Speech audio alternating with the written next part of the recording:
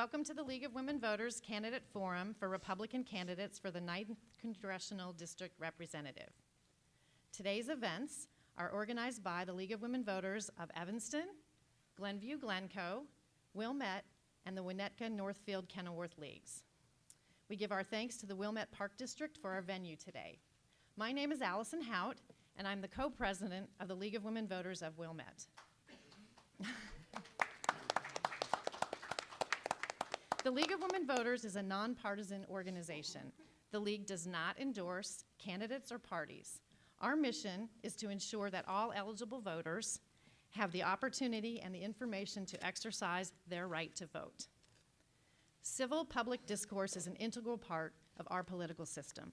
Public discussion strengthens our democratic process, so we thank the candidates and the audience for participating today. Are you going to ask about where they're from? Yeah. Okay. The format and rules for this forum were previously agreed to by the candidates. They have been posted outside this room and are available in the program. Our moderator today is Helene Gabelnick from the League of Women Voters of Chicago. Helene is a 44-year member of the League, has served on the League of Women Voters of Chicago board, and is currently the chair of voter services for the Chicago League. She is a retired professor from Harold Washington College. Helene does not live in the 9th Congressional District. Helene, thank you. Thank you, and welcome to all of you who've come out to this forum to be more informed about the candidates. This is a forum for the Republican candidates for the 9th Congressional District.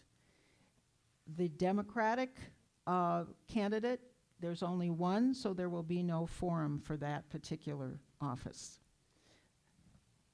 I want to review a few of the procedures that the candidates have agreed to before we begin. We request that audience members remain silent. No clapping or audible comment is permitted. Please turn off all electronic equipment. The candidates will be given 2 minutes to make an opening statement, and they have drawn lots for the order in which this will be done. Candidates will answer written questions submitted by the audience. I will read the questions. The candidates will be allowed 90 seconds to respond. As the questions are asked, the candidate responding first will alternate. Audience questions are to be written on index cards, and they are circulated here. There are people here who will collect the cards if you have questions. And then candidates will be given at the end 1 minute to make a closing statement in the reverse order of the opening statements. So we will begin with opening statements. Mr. Thomas is first. Thank you all for having me. Good morning. First, I'd like to thank my grandmother for coming with me here. I'm able to stand in front of you in part because of her patience and love and attention, so I thank her for being my biggest cheerleader. Also, I'd like to introduce myself. My name is D. Vincent Thomas, Jr. I am originally from the south side of Chicago, moved to Evanston for graduate school. I am currently a specialist in the United States Coast Guard for counter-narcotics and counterterrorism. Over that time, for nearly a decade in U.S. Coast Guard, I've seized 10.5 tons of cocaine out of international waters, heading towards the United States. I have a master's degree in theological studies, a PhD in public policy, and I'm currently a professor of political science at DePaul University, with concentrations in American government, international relations, and comparative politics. Again, I thank you for having me here this morning. I am here to speak with you and to learn from you, so that we can begin a conversation of how best we can improve not only the district, but the country and the party as a whole. I'm here to learn your views, your ideas, your thoughts, and create a pathway so that we as a unit, as an American family, can forge a new path for a better future. It is only through dialogue such as this we can begin the process of understanding that we together, and only together as a unit, can make sure our tomorrows are better than our todays. That's why I'm here. That's why I'm running. I thank you for the invitation, and I look forward to our discussion. Thank you.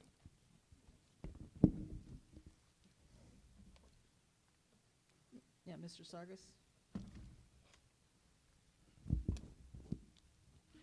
Good morning.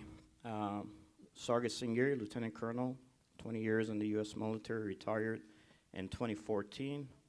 Established the Near East Center for Strategic Engagement, where we started looking at how we can better identify some of the issues and topics that our national security strategy needs to concentrate on. First of all, I'm going to thank the League of Women Voters for allowing us to be here today. None of us are polished politicians up here, so we're going to answer your questions the best way we can.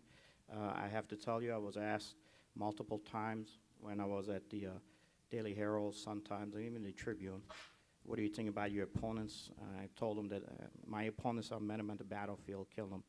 And these are Americans that are sitting next to me. Grandma, you should be proud of Vince, outstanding young man. He's done great for our nation, especially given his current service. And Dad, you should be happy that Max is doing a wonderful job. Not too many 26-year-olds actually put their neck out on the line and get blunted by some of the questions that are asked. In my time in the service, just my first tour of duty in Iraq in Al-Anbar, where I was working for the Siege of Soda Special Operational Forces in support of what was happening at that time in Iraq. Went through 144 combat operations, 22 special operational missions. During that period of time, I lost a lot of friends. And I have to tell you, I understand what family members go through when they send their loved ones out there to conduct these missions. That's why in 2014, I established the Near East Center for Strategic Engagement on September 11 in memory of the 3,000 Americans who were murdered in terrorist attacks in New York.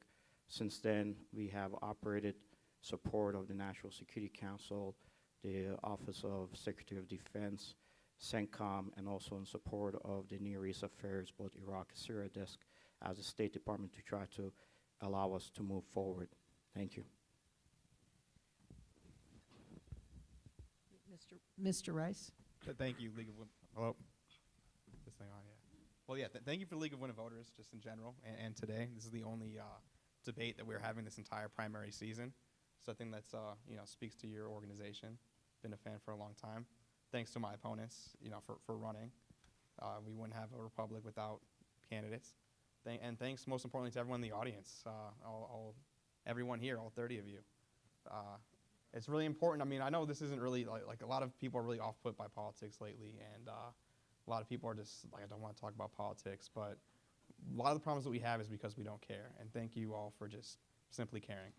If you vote, you're good in my book. I think 80% of people didn't vote in the last election. And my grandma's here, my mother's here, my girlfriend's here, and I'd like to apologize in advance if I say anything stupid. I often refer to politicians as crooks and criminals, but in Illinois, we average 55 convictions a year. Not accusations, not investigations, but 55 convictions a year.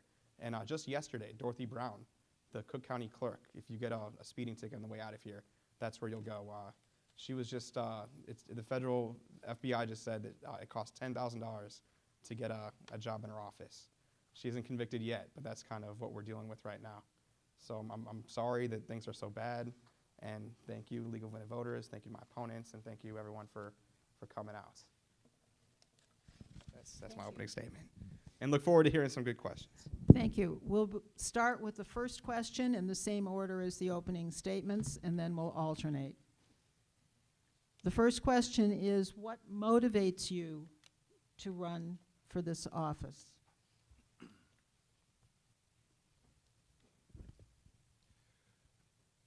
That is the premier question that every candidate should be asked. And thankfully, it very often is the question that is asked. My motivation is quite simple. My introduction to government, not politics, but government, was when I joined the United States military and took the oath to serve in uniform. And in that oath, I took an oath to serve, protect, and defend the Constitution. Not party, not based on race, religion, gender, orientation, but simply because we are all members of the same American family. Being an American is where I start and where I finish. So that is one of my base motivations. Also, I believe that this country is a great country, but because of partisan divides and the toxic nature of politics, it's time for new blood. It's time for a new face. It's time for someone who cares more about people than they do partisanship that cares more about people than they do industry.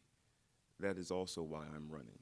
My main goal and priority is first and foremost to serve you, to listen to you, and to hopefully in this process remind everyone, those who are elected, those who are incumbents, those who want to be elected, and most especially you, the voters, that politics is first and foremost a service industry, service to you, the people, not industry in and of itself, not to party or special interests, but service to you. That's why I'm running, to continue my service. Thank you. Mr. Sangari? One of the main reasons I decided to run was basically my background. I'm an immigrant. I was born in Iran in 1969. Had to immigrate from Iran after the Islamic Revolution. There was going to be no actual location for a Christian or Syrian to be able to survive. When we came to the United States, this country gave me an opportunity to serve 20 years in the U.S. military. Said, here's our young men and women, go and conduct our operations for us in support of strategic visions and what America stands for. And I did. And in that capacity, I have seen it from both sides. I have gone through all the gamuts of the issues, emotional, that a young immigrant goes through all the economic problems that you have to face and deal with. And in that process, when I left my service to the nation as a military person, I decided to establish the Near East. And in those 3-4 years, working to ensure the United States does not receive the black eye for the fact that in 2014 ISIS basically was massacring all the Christian Assyrians in the Middle East, I decided to dedicate that company to fully support what our national interests are. My most recent trip that I had was coming back from Burma, looking at what China's expansion is in that region. And I asked my wife, talked to her, said, I cannot take these talents and just shell them or go make money on the private world for myself. I need to try to continue in the service of the nation and politics. Thank you. Mr. Rice? Thank you.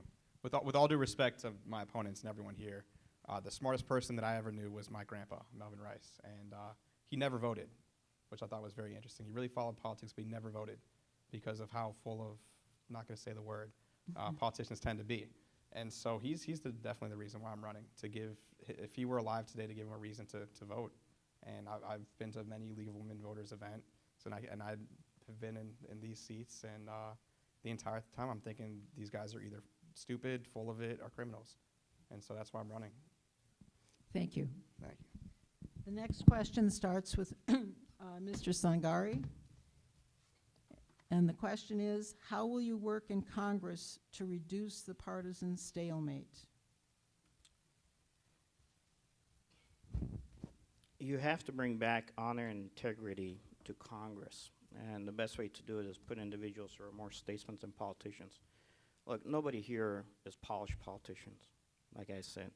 And I never understood when I went into some of the meetings why they were trying to constantly egg us on trying to attack each other as opponents. We're Americans. Each one of us has a different viewpoints on how we approach things. We are a different mindset.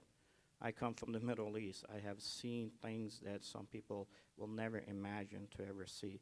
That has affected me in my character, my mentality.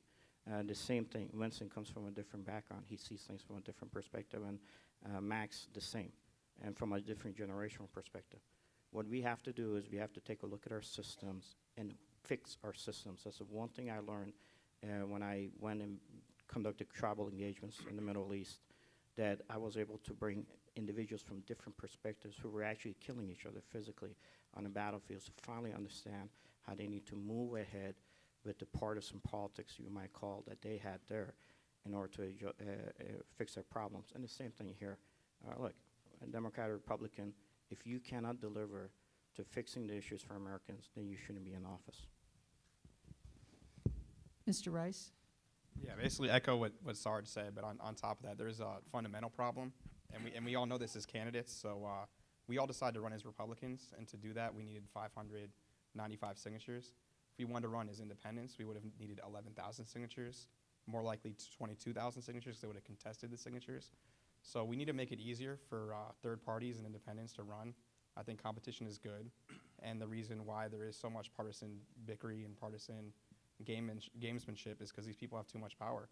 Paul Ryan's never going to be voted out of office. Nancy Pelosi's never going to be voted out of office. They're not going to go until we have more options, more competition, and it's easier for people like me, people like you, to run.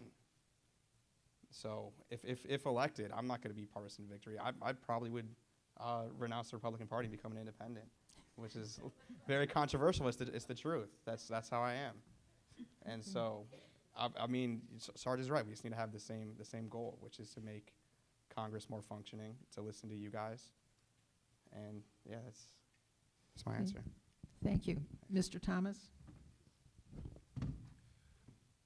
Well, the first way to deal with the partisan divide within our halls of political power is to make sure that elected officials understand that their job is not to work for the party, but first and foremost to work for you. That's why they're there. All of us are running for the representative, which means we represent you. So that's the first thing that needs to happen. The second thing that needs to happen is to ensure that the voting public understands that incumbents, the longer they're in, the less incentive they have to learn anything new, listen to anything new, or anyone new, because it's their seat until they decide they don't want to be bothered with it anymore and decide to leave. So that is another issue. When you are in for so long, do you really have an incentive to learn or to listen? We need a new voice in there that says all Americans are of value and all American voices are of value, irrespective of your party. You are a law-abiding, tax-paying American citizen. You want to deal with partisan divide? Put the people first. Once you do that, then the partisanship will begin to weaken. But for that to happen, it's up to you, the voter. You all have to decide to vote to elect people who care more about you than they do about the party. But as long as we, as members of the American family, allow ourselves to succumb to partisanship in the ballot box, we are going to continue to have the same conversation we're having now. Thank you. Thank you. The next question goes first to Mr. Rice. Do you support the Affordable Care Act and plan to work on strengthening it? No. Wait. Sorry. Hmm? It's an easy no is the answer. to that If question. not, Yeah. how should Congress protect access to health care for American citizens? Those are two separate issues, in my opinion. And the problem with the Affordable Care Act is Democrats really hated it when it was called Romney Care. And now Republicans really hate it when it's called Obamacare. What the Affordable Care Act is cronyism at its worst. In Illinois, we only have one option. If I want health insurance, I need Blue Cross and Blue Shield. That's not right to say, hey, you need to buy a product from a private company or else we'll garnish your wages, you pay a fine. Those were the scariest commercials ever. Does anyone remember those commercials? Yeah, you better be covered or else. Like, that's not constitutional, that's not right, that's not functioning. And the second part is how can we ensure health care for How should Congress access to protect healthcare? access to health care for American citizens? I'm not against cutting any. We need to keep the social safety net, and the problem though is with sustainability, with healthcare costs going up, is another issue that we need to talk about. That everyone on both sides of talk about the rising prescription drug costs, the fact that if you take me here from an ambulance, that's a $3,000 ride, but if I get an Uber, that's $5 to the hospital. So there's so much corruption in that field, and it's because the government has said, here are the rules. Only Blue Cross and Blue Shield could offer insurance, no one else. Yeah. And so we need to open up competition. We need to protect people that are in need, help out the sick, help out the poor. But the Affordable Care Act is not the answer. It's 11,000 pages, right? Or I think it's a million something words. All 7 Harry Potter books are less words, so there's a lot of corruption in there. Thank you. Thank you. Mr. Thomas?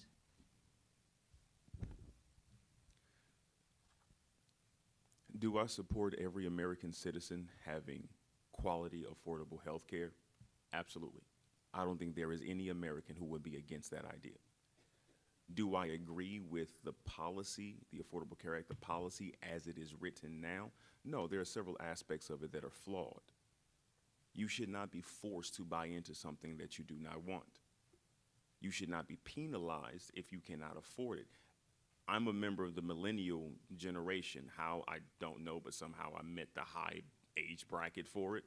Several of those who are my age, young professionals just out of grad school and whatnot, have decided not to pay for the health care and pay for the tax penalty at the end of the year, because that's actually more affordable than the monthly premiums we would have to pay. Now, I am fortunate because I have not had to deal with that because I'm in the military, but I know several of my friends and colleagues who have had to make that decision. It's not beneficial to us. Am I for health care for every American citizen? Absolutely. Does our healthcare system need reforming, need assistance, need reworking? Absolutely. But the way the policy is written now, there are a lot of flaws to it, and it is not beneficial to the mass majority of the American population. Whether you are younger or older, it's not beneficial. We need a more balanced approach to healthcare, and this policy, it's not working as it is. It needs to be rewritten. It needs to be retooled so that it is of the most help to the people. Thank you. Mr. Sangari? The idea behind DACA was a good idea. However, how it was executed, how it was put through the process in D.C., the partisan politics we have seen now, anyone with any ability to think about whether our system works or not will tell you that it's dysfunctional. So why push for a dysfunctional system? Makes no sense. What you have to do, the same thing that applied prior to DACA and after DACA. Excuse me, sir. Go ahead. This question had to do, I didn't repeat it for you, I'm sorry. Do you support the Affordable Care Act? I'm sorry. Affordable DACA's care. coming. apologize. I assure you apologize. DACA's coming. Yes. You should start his Yes. time Yes. over. Okay. ACA. I'm sorry. ACA. It was dysfunctional. It's a dysfunctional law. It's not working, and unfortunately, it was because of partisan politics. Look, the ideas are good. I think both Democrats and Republicans want to fix some of these problems, but institutionally, they're just looking at what I have to deal with my own dad. My dad is in a facility in my district. Medicare and Medicaid do not support the needs for him. This is a process of medical systems that we've had since the 1960s, and no one in Congress has tried to address these fixes. And some of the fixes that ACA DACA tried to address Too many was, initials, yes, right? too many initials, were the same issues and problems that systematically existed. Just because you name it something new doesn't mean that you're addressing it at the source of it, which is having to get into it and understand that the Constitution of the United States, as it was written, and the amendments to that Constitution limit what the federal government at the legislative level can do to address some of those fixes. A majority of it, when it comes to the states, you have literally 50 different states with 50 different approaches to it. How can these multi-tiered, layered issues be fixed? I think the way you have to do it is you have to make a strong commitment to go back and address the initial creation of those systems in order to be able to address them where they are currently. Sorry about that. Thank you. The next question, we start with Mr. Thomas first. Should Congress enact restrictions on gun ownership? And part two, what specific gun safety legislation would you support?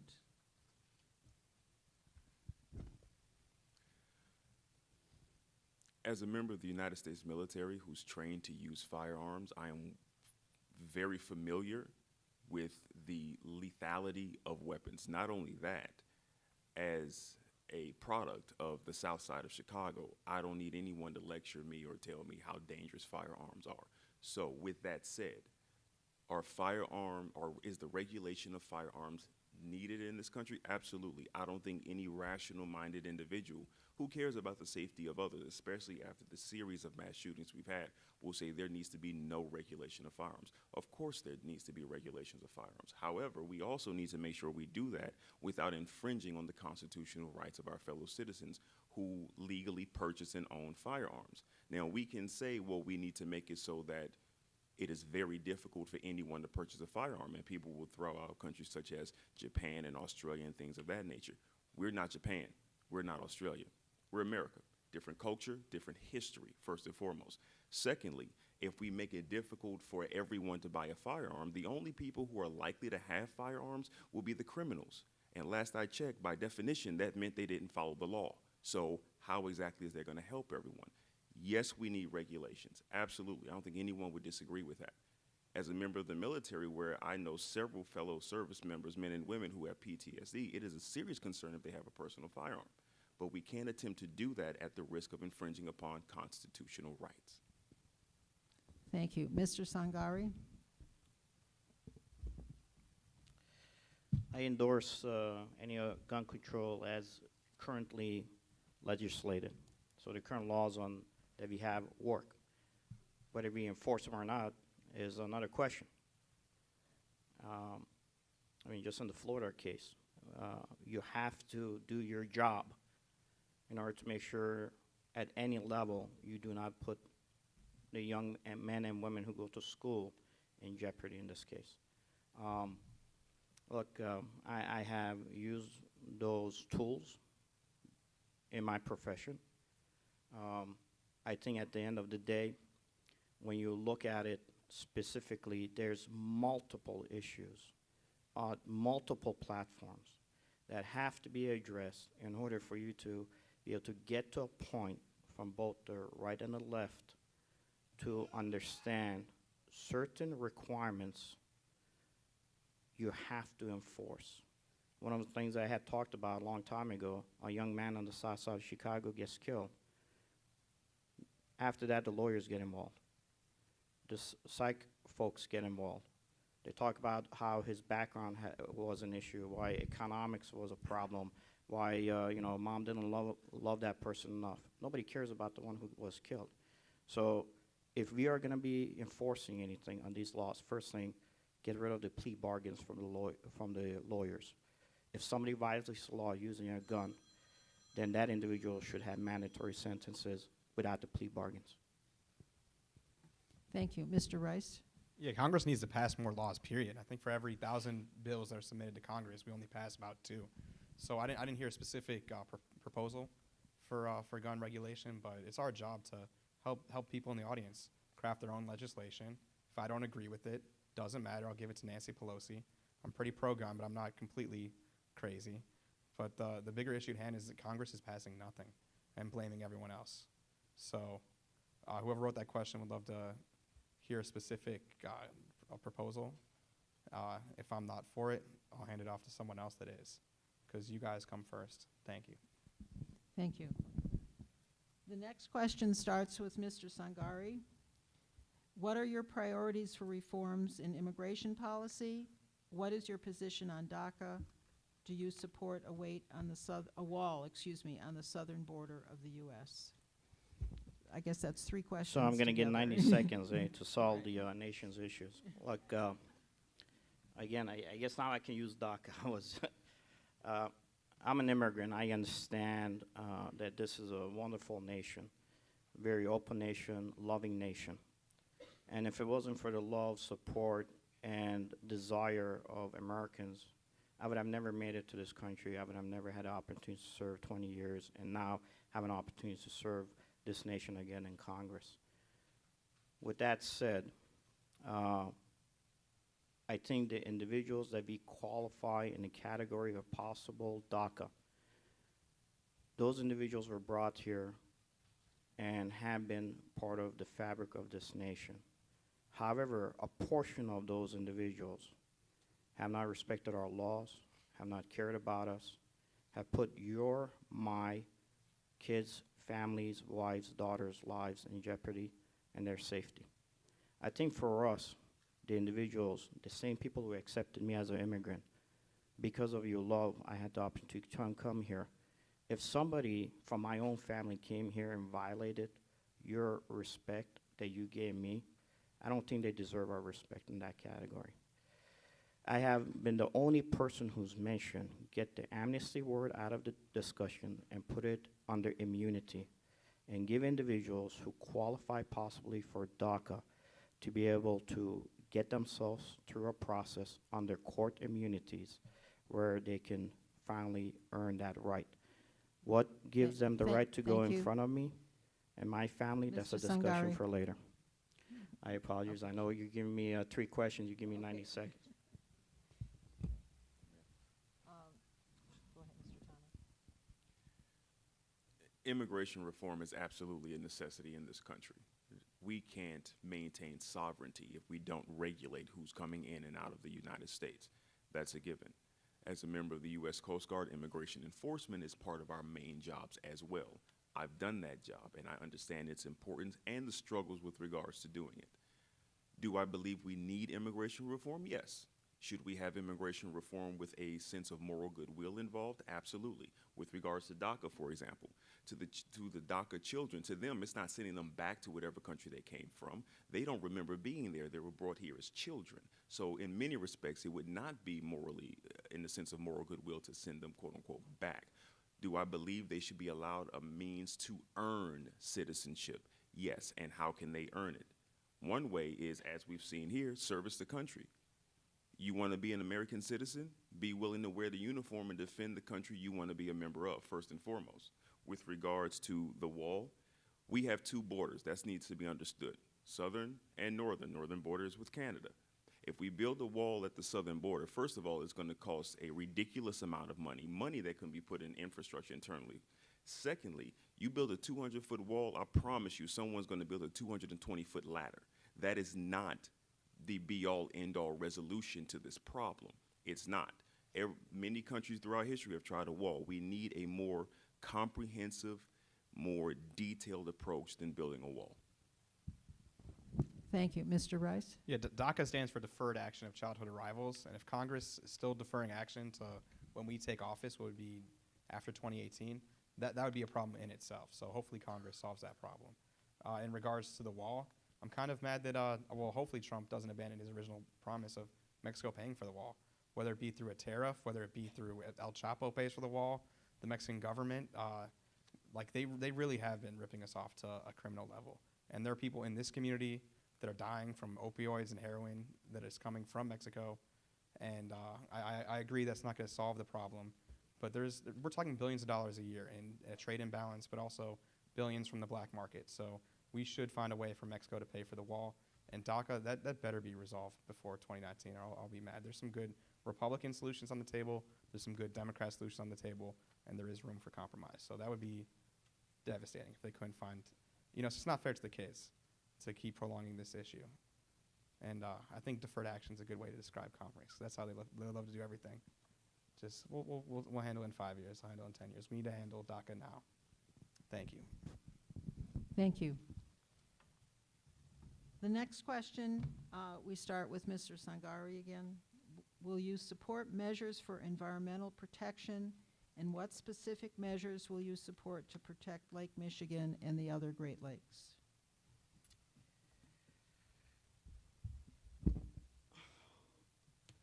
We have regulations that are looking at environmental protections, and those regulations are in place. And I think they will work well to addressing our issues. With that said, there is measures currently that are being used for advanced technologies by other nations that we could adopt if we want to. The problem becomes when you deal with lobby groups, and lobby groups on both sides have mucked it up because they're much more interested about their point rather than solving the issue. And this goes the gambits of everything: DACA, abortion, environment. Adapt those technologies that are out there. It might be a little bit more expensive in the short run, but in the long run, all you're doing is paying for the maintenance of those systems. And those are items that are currently being used. One of the major countries that uses them is Israel. Go take a look at what they use and ask your question, why can't we apply those here? Every regulation out there that supports our environment, I agree with the process of getting there is there, but the Americans have to make the decision. Do they want to initially pay a higher cost initially for a long enduring projects that can support you, or they want to just continue as is, which will not give you anything in the future when it comes to better energy? Thank you. This is well within my wheelhouse at this point. You know, protection of the environment is at the top of the list for the Coast Guard. And it's important to understand that environmental issues are nonpartisan issues. We all breathe the same air, we all drink the same water. It doesn't matter what party you're with. So we all need to be concerned with the environment. It is an important issue. In fact, several years ago, Department of Defense, the Pentagon came out with a white paper making clear that the environment, climate change, or however you want to phrase it, is a global threat multiplier, because depending on what happens in other countries around the world and their water shortages and their droughts and their food shortages and the air they breathe, it's going to force the United States to have to be involved to protect our interests. So the environment does tie to national defense. The environment also ties to our basic health with regards to Lake Michigan and the Great Lakes, because we need to ensure we put policies in place that protect the water we drink. It is a shame that, for example, Flint, Michigan, they still can't drink the water. We need to make sure that policies, this isn't just about the environment, it's about the people we elect who vote on the policies that directly pertain to the water we drink, the food we eat, and the air we breathe. We do not want to become Flint, Michigan. So to ensure that happens, my main priority will be to make sure that first and foremost, we are enforcing EPA regulations that protect our waterways, number one. Number two, if someone breaks those laws, we need to hold them accountable. Thank you. Mr. Rice? Thank you. So I was a lifeguard, and Lake Michigan is beyond dirty. And we actually would hear from the Coast Guard, and they would test the water. And like, yeah, so the water is toxic now, but it's probably toxic for the last week. Sorry about that. So we really do need to do something about Lake Michigan. And I would say the answer is to throw money on it, but that's not going to be the answer either, because the Metro Water Reclamation District is the highest paying state government job in Illinois. Average salary is like $120,000, and they really, I'm not seeing it personally. And in regards to politicians, what we can do on the environment, then this is the biggest issue where we're hypocrites on. I'm sure a lot of you guys are getting flyers and are seeing signs everywhere of material that's not being recycled.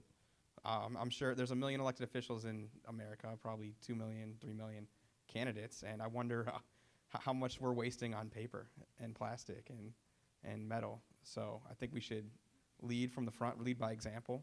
I'm not sending you any junk mail, so I'm doing my best in that regard. And also, yeah, we need to take Lake Michigan in particular seriously, and that is a problem. And I'm open to any kind of solution, because it'd be a shame to lose our Great Lake, or at least our piece of it. Thank you. Just a reminder, there is to be no flash photography. Thank you.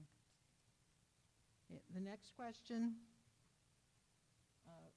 starts with Mr. Thomas. What are the most important needs of the 9th District which government can affect? Well, the most important needs of the 9th District can be narrowed down simply to one. We need a new representative in that seat. That's the most important need. Everything else is going to stem from that. You take care of that, you begin the process of taking care of everything else. So that, in and of itself, is the most important need. We need to begin with the most basic cause of any and all issues that the 9th District has. Your concerns, your wants, your needs begin to stem from that. So again, the most important need, a new body in that seat. Thank you. Next, Mr. Sangari. 300,000 individuals did not vote in the last election in the 9th Congressional District. Basically, the politicians today took their vote and dumped it. We have broken the American voter so much that they don't even count their vote being worth anything. We have gerrymandered district. We have put individuals that have been compromised and are only in their seat because of party politics and machine politics. You have a representative who's been trying to run away from your district for the past 5 years. Tried to go get a Senate job. They told her, no, sit there and just vote what we told you to vote. She tried to get a cabinet position. They said, you're not smart enough. Sit there. We're going to want you just to vote what we want you to vote. She tried to go ahead and get other appointments. They told her, no, you will sit in your position. Bottom line is this. The elected representatives today choose the voters that are going to vote for them. You are not choosing who you want to vote for. We have to run today against Jan Schkowsky twice. One in the primary, where she's going to find whoever she decides is the strongest opponent by her staff and have votes go against that individual. So that individual will not make it through the primary process. And then you have to go against $1.3 million in a coffer that the machine put there because this individual who was compromised years ago is their safe bet. Thank you. Mr. Rice. Yeah, I mean, the 9th District is one of the most diverse districts in the country, and I wouldn't say there is one need because it's such a poorly drawn district. It doesn't make sense at all. There's a big chunk missing in the middle. If you guys have the time, look up the map of the 9th District. Does not make sense at all. And yeah, I agree with what both they both just said, but I think it's beyond the House. The House is on fire. Jan Schkowsky's seat is on fire, but we also need more judges, more people in the Metro Water Reclamation District. We need more aldermen. We need more state reps, state senators. We need everything. And I hope people in the audience today are inspired and say, hey, if I could do it, if Max could do it, I'm sure I could do it too. And yeah, so the House is on fire. And we all have a bunch of different wants and needs, but the first thing we got to do is solve the issue of corruption. And my proposal and my main proposal this entire campaign is I think we need a House investigation on Illinois government corruption. Have a formal, official investigation, give them 2 years, give them millions of dollars, and let's 55 people are being convicted a year. I don't think that's an anomaly. I think it's a testament there's a fundamental problem here. So yeah, we need to fix corruption first. Then we could talk about North Korea, the environment, immigration. Those are real issues, and they're really, really pressing, but we got to solve corruption first. Thank you. The next question goes to Mr. Sangari first. Would you have voted for the recently adopted tax bill providing large tax cuts for businesses and smaller tax cuts for working Americans? Do you think this law should be modified? Anything can be modified. But in this case, initially when I was asked, I said yes, I would vote. My brother-in-law tried to start his own small business once his job that he was working on was basically outsourced and outdated. When he went to rent his place, the individual renting the place to him said, "You're going to pay me $1,300 for what the basic rent goes around here, and you're going to pay me an additional $300+," which capped his rent basically at almost rounded off to $1,600. And he asked why. He said, well, they raised taxes. I'm not going to pay taxes. You're paying the taxes. You don't like it? Go find another place.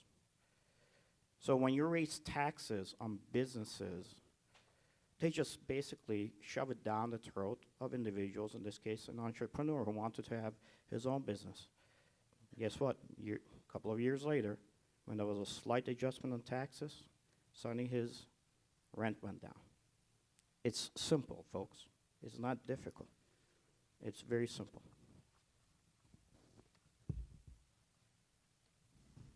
Thank you. Mr. Rice? Yeah, so I'm in an awkward position because I love a lot what's in the tax bill, but I made a promise that I'm not going to vote for any bill that's longer than the United States Constitution, and the tax bill is 112 pages, I believe, so now I would not vote for it, and I would tell Paul Ryan, cut 55 pages worth of stuff out because typically more laws, more loopholes, and that's why this bill is so long, so they can hide in something on page 67, paragraph 2, that gives some company some sort of kickback or subsidy. Amazon, we just discovered this year, paid $0 in taxes. Well, I'm sure everyone in this room, myself included, are paying plenty in taxes. So yeah, there are a lot of aspects I like about the tax bill, but I wouldn't vote for it. And I would require that they eliminate at least half of it. Make it concise, make it something that people like myself and people in the audience, you, camera guy, can read and digest and tell their congressperson I'm for or against it, because I'm sure most people haven't read the entire tax bill, and I don't blame them. You have to work, you have to eat, you have to sleep, and these laws are way too long, and they're way too filled with loopholes. It's ridiculous. Thank you. Mr. Thomas? I will never be in favor of raising taxes on the working or middle class in America. in an economy that is largely built on consumer spending, to take more money out of your pockets, out of our pockets, affects the totality of our economy, first and foremost. Secondly, when you have corporations, as has been mentioned by both these gentlemen, that don't pay their fair share in taxes, we need to make sure we go after them first. Are there things in this bill that make sense? Yes. Is the bill by and large problematic? Absolutely, because the more pages you have, the more words you have, the more loopholes that can be created to get around those laws. That's what we need to deal with first. Do we need to compete in the global market, in the global economy? Absolutely, we do. Do we need to attempt to do that on the backs of law-abiding, hard-working, tax-paying American citizens? No, because it doesn't help the totality of the country as a whole. And the more we create laws that help make sure the 1% stay the 1% and get more money, the longer it's going to take for us as an American family to be productive as a unit, both not only economically, but also personally and professionally. So do we need tax reform? Yes, we do. Is this bill the be-all, end-all of how to do that? No, it is not. Thank you. The next question goes to Mr. Rice first. Do you agree with the League of Women Voters' position that the Electoral College should be abolished in favor of a one-person, one-vote system? Ooh, that's a tough one, because I agree with the right for women to be right all the time. But I disagree with abolishing the Electoral College. I think we could alter it a little bit. Like, for instance, there's a few states that, like, it's the whole rule where you automatically get 2 points for having senators. So maybe alter it in that sense. But I think the Electoral College was genius and way ahead of his time. And it gives representation to people that who don't live in Illinois, who don't live in California, don't live in New York. And so I would be down to alter it a little bit, maybe give Wyoming less votes, maybe give them 1 instead of 3. But no, I think the Electoral College is genius. Thank you. Mr. Thomas? Twice in my lifetime, the Electoral College has overturned the popular vote.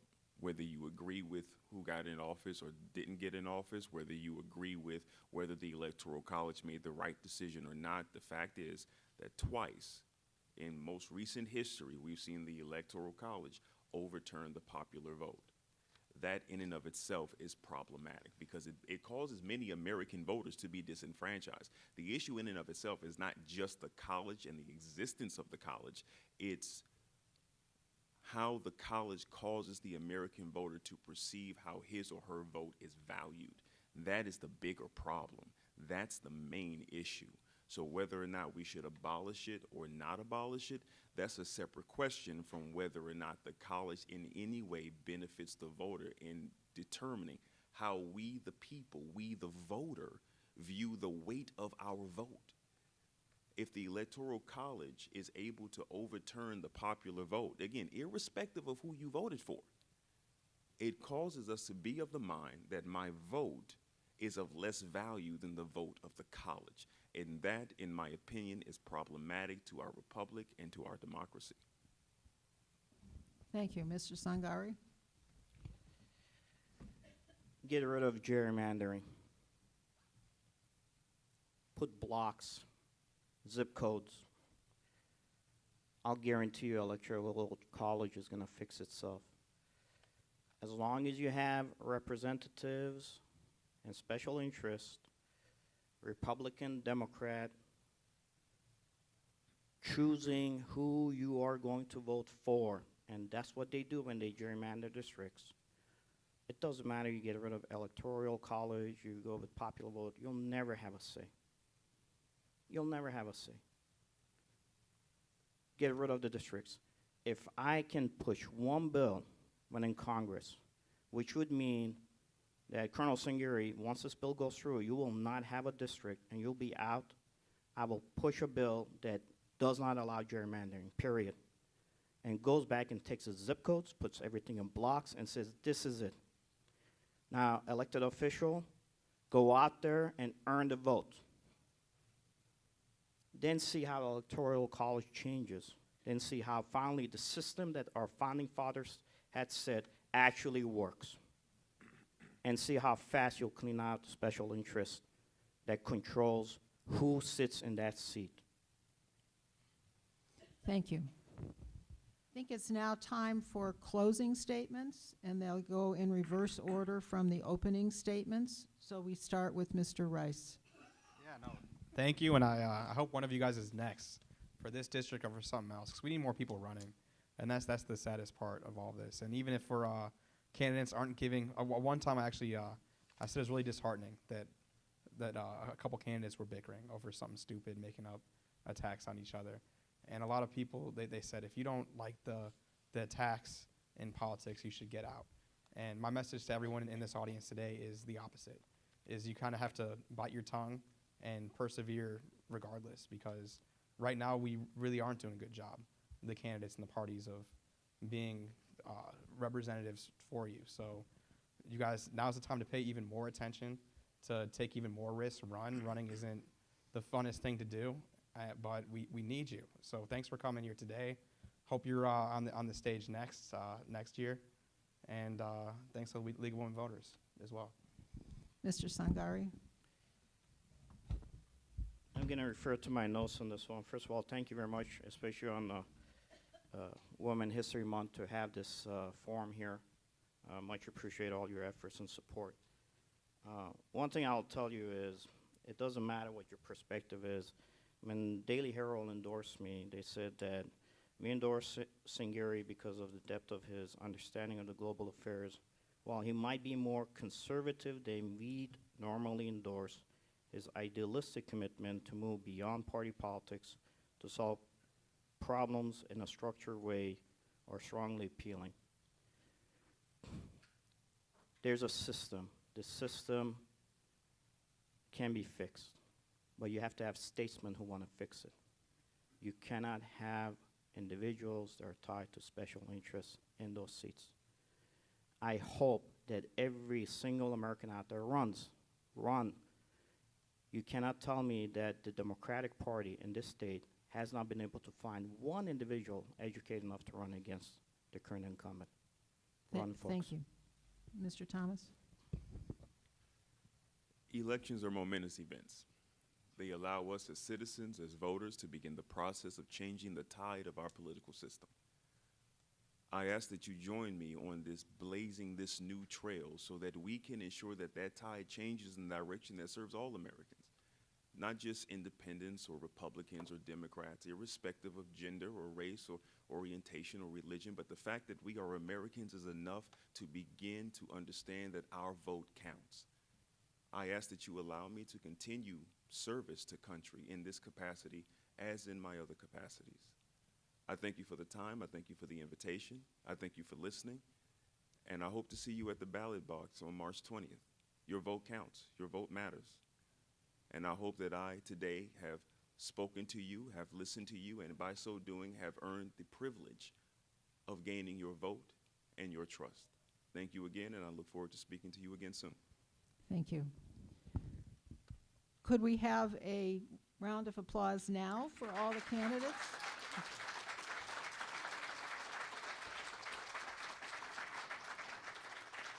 Thank you. There are a few things I would like to mention. I neglected at the beginning of this to mention that there's a fourth candidate for this in this primary for this position, John Ellison, who is not able to be here today. I also want to remind you that online voter registration is available until midnight tomorrow. So if you're not registered, you can go register online until midnight tomorrow. Also, because Illinois is so liberal in its registration requirements, early voting will begin, I believe, in the county on Monday, and you can register to vote if you're not registered at the time you early vote. The only restriction is you have to register and vote at the same time. There's also election day registration in Illinois, which means when you go in to vote on March 20th, if you haven't registered, you are able to do so. Would refer you for more information about candidates. League of Women Voters of Illinois has worked with an organization called Ballot Ready, which lets you compare candidates. look at them on your computer and see how they compare, how their stances are different, and what they're running for. League of Women Voters of Cook County has prepared a video voters guide in combination with WTTW Channel 11. And this is an opportunity for candidates running for uncontested positions within Cook County to make a 2-minute statement that was recorded, so you can listen to what the candidates have to and watch what the candidates had to say.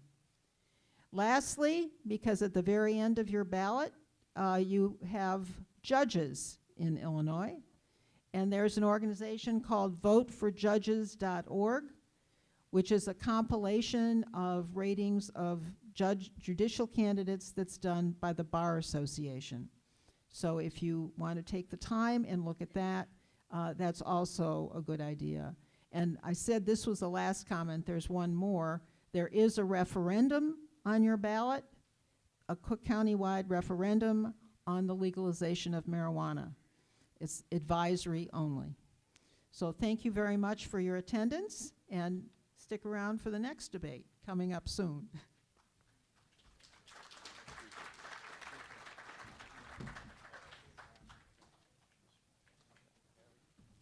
Thank you all. I got goofed up with my order here. Sorry about that. Oh, you're welcome. Good luck to all of you. Good luck.